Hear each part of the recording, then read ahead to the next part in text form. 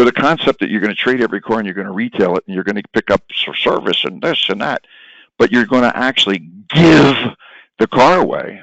Isn't that brain dead? In other words, now it's theoretically, we always said selling a bottom is a completely mentally broken theory. You know, your neighbor's selling something, you got to sell yours for less. Forget about what it is. It could be a better car or whatever.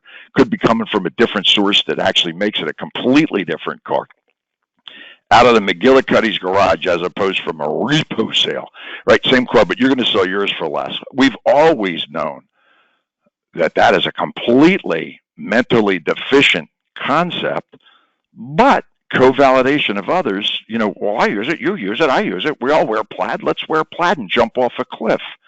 Okay, so now, unfortunately, it's actually really truly being exposed for the, let's call it the invalid theory that causes it. People are saying, well, you know, after this, we're not going to give cars away. We're not going to do.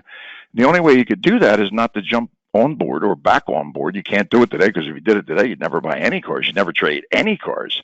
And I'm going to get to that in 1 second, where that, again, is empirically reality, right?